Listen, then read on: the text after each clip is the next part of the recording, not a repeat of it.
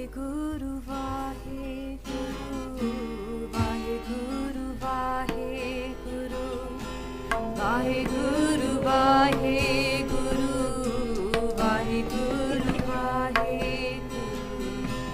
Vaheguru, Vaheguru. Yo Satgur ayo saran tumari, mile sukh naam har sobha, chinta lahe hamari. अवर न सूझे दूजी ठाहर हार प्रयो तो द्वारी लेखा छोड़ अलेखे छूटे हम निर्गुण लेहो उबारी सदबख्शंद सदा मेहरबाना सबना दे आधारी नानक दास संत पाछे परियो राख लेहो एहो बारी राख लेहो एहो बारी। Vaheguru Ji Ka Khalsa, Vaheguru Ji Ki Fateh. Sikhism, we say in our Gurdwara, Guru is a teacher. Then we'll say Sikhs are the students. Then we'll also say the Gurdwara is a school, but there's no classes. And what we've got is assembly all day long, right? And you're coming up to having. I've got kids now. You guys probably coming to that age as well. You're thinking, should I send my kids to that school that has assembly all day long?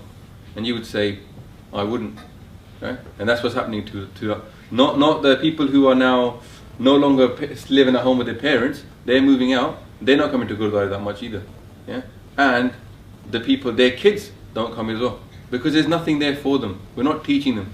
And a good example for you guys, just so you know, look at Harbandar Sahib. Have they already been to Harbandar Sahib? Okay, but you've seen the pictures, yeah.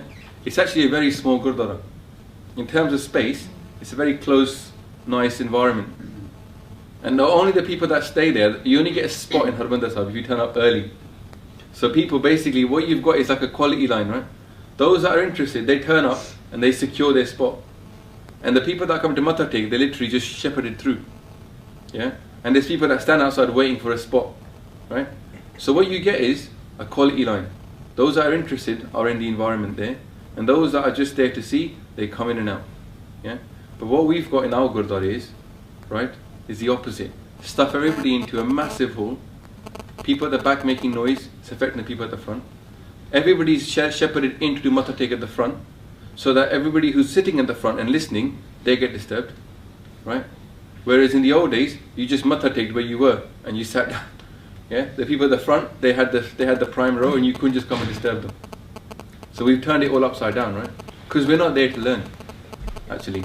The Gurdwara is not there to lift your soul. So, I did this last time, but I'll just do this thing, yeah? What we're doing is, if there was action, and action started from the why, then the how, and the what, that's what people say, that's how people behave. They behave this way, right? They always look at the why first, then they go upwards to the how, and then the what. Well, this is what we're doing nowadays with our parchaar. When you call it parchaar, how we teach Sikhi to our kids. We just tell them the what, and we rarely even get to the why. What does a Sikh do? We get that part, right? Sikh tends to be, wears a turban, wears beards, 5Ks, all that kind of stuff, right? Wakes up in the morning, does part. That's the what, the action, yeah? How does a Sikh live? Okay, we know about compassion and all this kind of stuff, right? We know about seva. We know that Sikhs should be like this. They should be fighting their lust, their pride. That's all nice in theory as well. They should be equal. But why is a Sikh a Sikh? What's that all about? That answer, we're not giving our kids yet. It's assumed. And the answer is, you're born in a Sikh family. You're a Sikh. Right? It's that old Del Boy Rodney, you know, the whole sketch when he goes, what do Sikhs do? And he goes, you take man, put turban on man, you've got a Sikh. That's what we're doing nowadays, yeah? We're literally not telling people the reason why we're Sikhs. But 500 years ago, if you'd walked into a darbar of Guru Nanak or Guru Arjan, 400 years ago, what would they have said to you? Why are we Sikhs? Yeah? And last time, for those that missed it, we talked about just this part of the Mool Mantar. So we've got Ik, and then IkOangkar, and then we jumped, We had the Sat and we jumped to GurPrasad.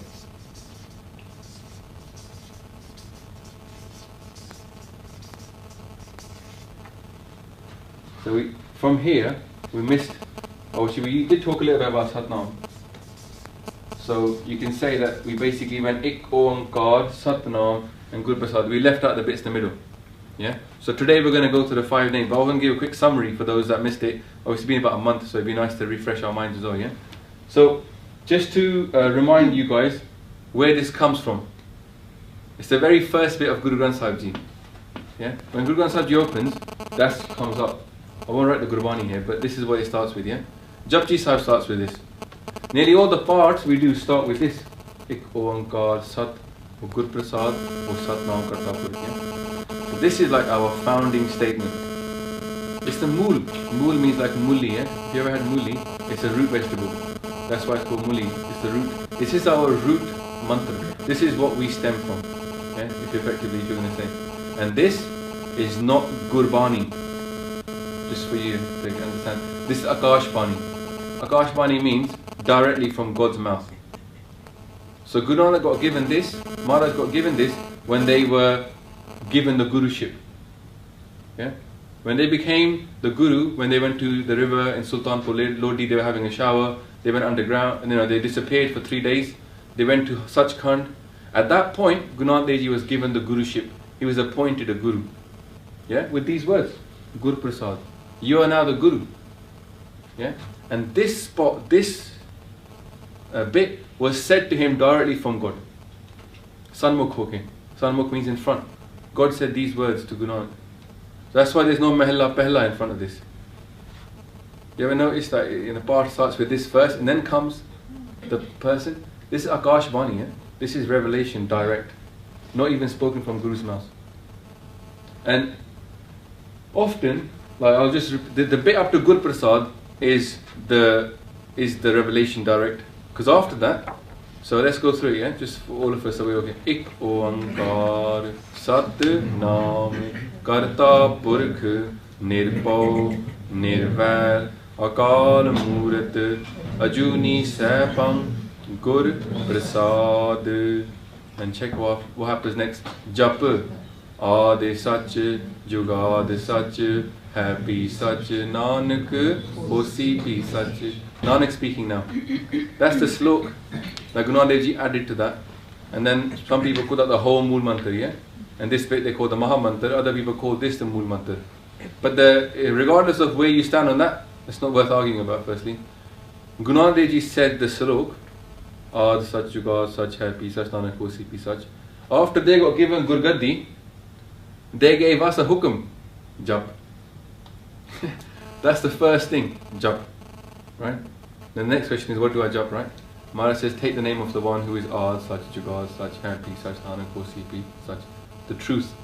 Yeah, the true one. The one who is true at the beginning, who was true, who is currently true, and who will always be true.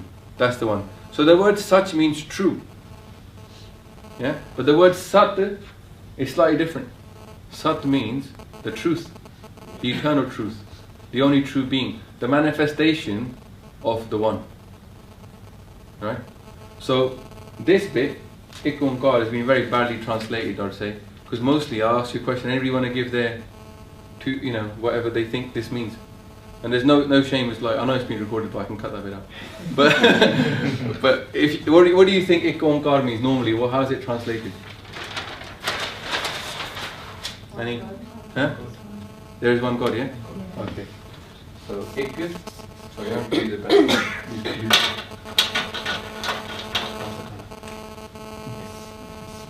Ik, yeah.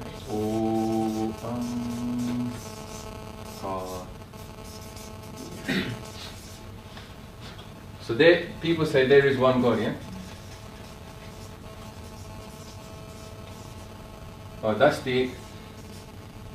So, any more takers for what Oangkar means?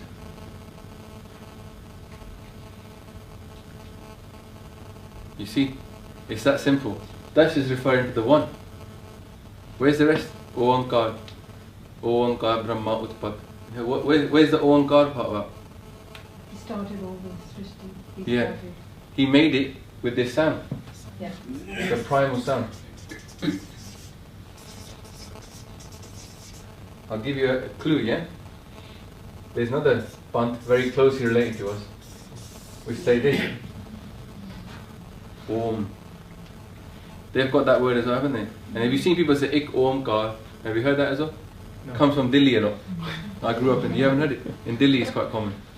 Because they're so close, isn't it? It's like they speak Hindi mostly. So they don't say Om, they say Om. So what this is saying is that the one with the primal sound made creation. Akar. They just took the because it's silent is this creation. That's all it is. Creation was made this way. That's one way of explaining this. The one with the primal sound made creation. We talked about the science of this last time. We said that at the time the world was made, i.e. the Big Bang, let's say 14.3 billion years ago, we've got no problem with that. At that point everything was singularity. The Big Bang happened from the singularity. That's in Punjabi it's not written as ik, it's written as a number, isn't it? So from the singularity came a sound, and everything expanded out into creation. It's a description of what happened, how the world was made. It's also a description of how we were made. So one meaning of this is, oh man, now we're going to migrate to another one, like reincarnation of repentance. So this is the world, yeah? Now we're in the red zone. So this is the world, and this is us as well. So we're made the same way. The one made all of us. Right? All of us came from the one. Maharaj's job is to take us back to the one. And the world is going to go back to the one as well. Big Bang leads to Big Crunch. Yeah? And Sukhmani Sahib says, Kai bar pasriyo pasar, sada sada IkOangkar. Many times the world was expanded, and many times it went back. This is the cyclical theory of creation, yeah? So Einstein always believed in the cyclical theory, and Maharaj is saying it's true. Yeah? Many years before Einstein came around, right? So the world was made from the one, expanded out, and this word we use it expansion. Kita pasao, eko kavao. From that one word. At the singularity time, everything was together, right? Makes sense, right? All the matter was together. So you had atmosphere, and hydrogen was the very first thing that was made. That's from science. So you had sound because there was air. Then came water, then came life. That's what Barney says. First air, then water, then life. Air, H2O, get water, right? From water, you get life. When we go to other planets to look for life, we look for water first. It's all in Barney at first. 300 years, 400 years, 530 years ago, Maharaj is talking about this. IkOangkar. So the first one is the world was made this way. We were with the whole creation. We came from there as well. You know that famous Shabad when we sing Jaisa Satguru Soni Data So He Medit Vichriya Mele Prabhu Har Darge Ka Basit. Guru Sahib's job is to take us back to the one. He's not joining us to the one, he's rejoining us to the one. We came from there. This is our origin. It's Sada Mulya. When it says Mool, it's your root. This is where we came from. From the one, we expanded out as well. So we're like drops. Have you ever seen that movie yet? Cloud Atlas? No? Don't spoil it. Sorry. I won't spoil it. There's only one little line in there. There's a guy who's trying to do something revolutionary, and the guy who's in charge says to him, "You'll never succeed. You're like a drop in the ocean." Right? He goes, "What is an ocean but a multitude of drops?" Yeah. So we're from that ocean. We're from that ocean. We're drops. We're within the ocean. In fact, right now we're inside the ocean. God is nowhere apart from us. God is all around us. So we've got this concept all wrong, yeah? People are thinking about God far away. We're inside God. Because that's the only thing there is. We expand it up. So this means the world is literally like a breath, and it's going to go back. And that we are literally like a breath. We're going to go back. Oangkar. IkOangkar. And the third meaning of this, yeah, is the AUM meaning. This is how people that don't know what Om sounds like write it. This is how the Vedic Hindus write it. Aum. A-U-M. There's 3 sounds in there. Akar, U, Akar, Ukar, Akar, Ukar and Makar.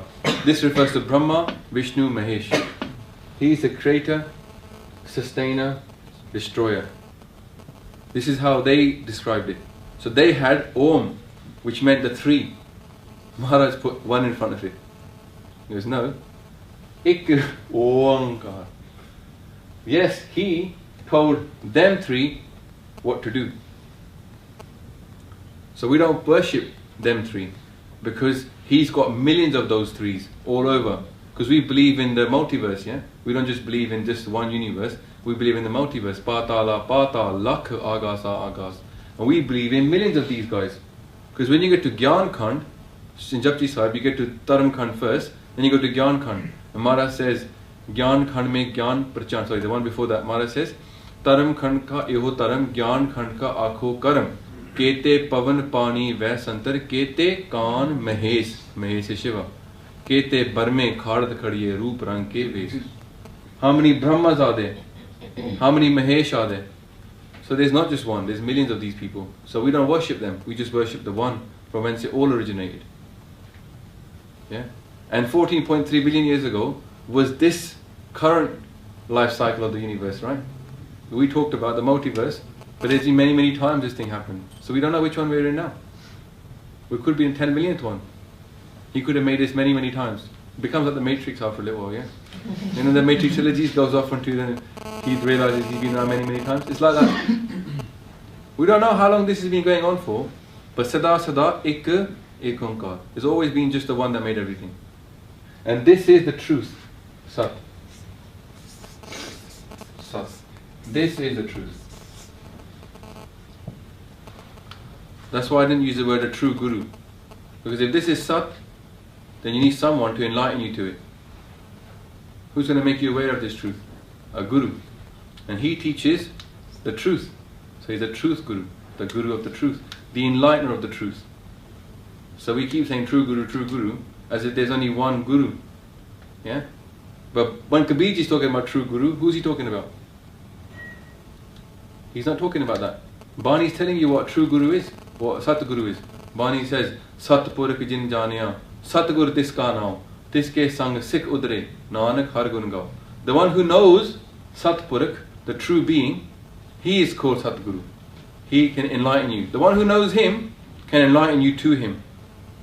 That's the Satguru. And if you're hanging out with that guy, tiske sang Sikh udre, Sikhs get, his Sikhs, the people that follow him, they get mukti.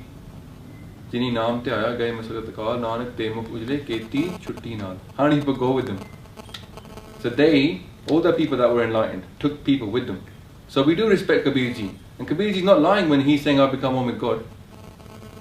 When he's saying Ram Kabira ek hoy, he's become one with God. Are we saying he's lying? It's in Bani. Some people say nowadays, oh, they maybe didn't get to such kind. Like Bani's telling you he's become one with God. There's no difference.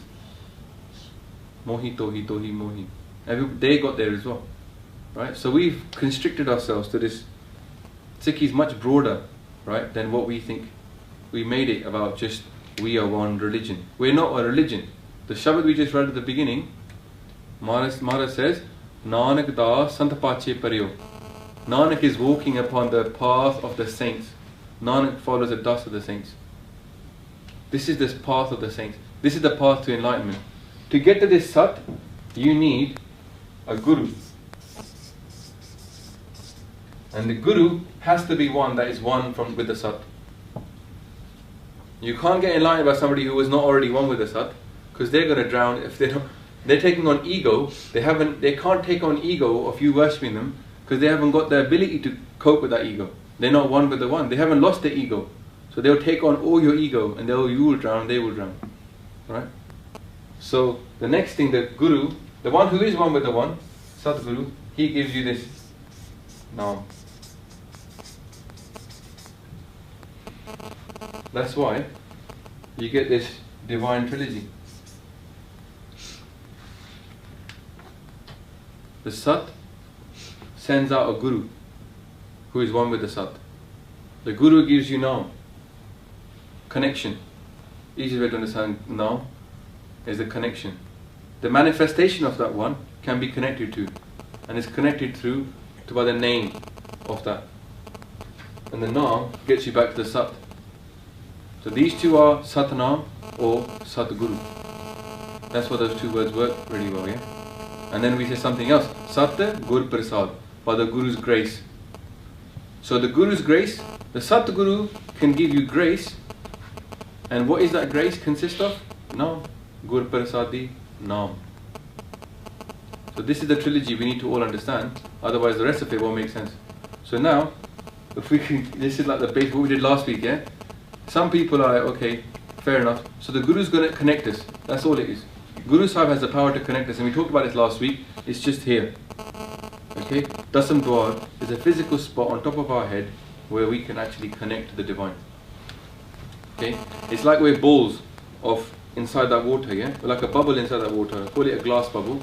We're floating inside the ocean of God right now. And all you need to do to start merging what's the water inside that ocean, inside that ball, with the wider ocean around it, is to make a hole. Yeah? And then you get osmosis. You just got to widen that hole. That's right here. Dasam Dwar. The Godhead. Literally the highest point in our head. Uche upar ucha now. Even higher than where you say it is a spot where you become one with it. So we've got a physical spot, we can experience bliss at that spot. Naam is basically equivalent to first stage is bliss. You will get blissed out on Naam. Yeah? We should be telling our kids this, because if we don't tell them, they're going to get bliss and it's going to be overwhelming. When they go to Gurdwara, they go Pishle Karam, their previous life, right? They'll turn up, they'll say Vaheguru once or twice, and they'll feel something scary happening to them. Because it's a mystic of faith, right? We're trying to experience God. Not talk about believing in God, trying to experience. This is all about connection. So where it says Naam, just substitute connection or experience of the truth. The experience of the truth is blissful. And that's why Maharaj wrote Anand Sahib. We don't prepare our kids for this experience. When they'll experience it, they'll get scared. And they'll think they're lonely, I don't understand why I'm going, what is this about? They'll get scared. They won't embrace it as pleasure, as God's grace upon them. They'll get scared by it. So fundamentally, we've kind of, and I went through this. When I first experienced it, I don't know what was happening. No one was telling me what was going to happen to me. I got scared. I thought, I don't want to do this. It felt scary. You felt like losing yourself. You felt like you were losing your grip on reality. You felt like you were losing your grip on yourself. But you are losing your grip on yourself, because this is all about ego. Hame naave naal viruddh hai. Doye na vase ek tha. Hame and naam are against each other. Your sense of hame is the thing that's separating you from that divine, which you are part of, which you came from, who's all around you. So ego separates us from this. So Guru's job, if you're going to say like the enemy, this causes all the strife in the world, by the way. Not only the strife we have physically, internally, and the daily depression and all the stress we have of life is caused by this. It's also caused all the stress around us. When we see wars, oh, if God was, if God was perfect, why does this stuff happen? Most of it comes from this ego. Manifestations of the ego are lust, anger, pride. Pride itself is not ego. It's manifestation of it. Yeah? And then the other one's attachment and greed. Yeah? I know what they are, but saying it in English is hard. So Guru destroys ego, and Naam is against ego. And we know Guru destroys ego, because what does he ask you when you come into Gurdwara? Matha tek. Drop your ego to the bottom point. Drop your forehead on the ground and say, I accept you. Of course he takes away our ego. First thing we do is give him our ego. Or do we just do what our parents told us to do? That's the question, isn't it? Do we just do what our parents said? Matha teko, langar, prasad lavo, baitho 2 minutes wase, then let's go langar, and we go home. That's just what it's become now, isn't it? It's become a ritual, yeah? No one's experiencing Naam because they don't understand they've got to give up their ego. And for what? For what? For this, for the connection. Because this is really valuable, this connection. It's the only thing that's worthwhile in this whole world. It's the only thing that he really wants to give you. It's his biggest gift. Nanak ke kar keval naam. Nanak only wants to give you this now. It's his biggest gift. So, after that, after Maharaj says IkOangkar, that the one with the primal sound made everything that we know about, this is the truth, and it is realized through the connection of the truth. Naam. So Naam is real.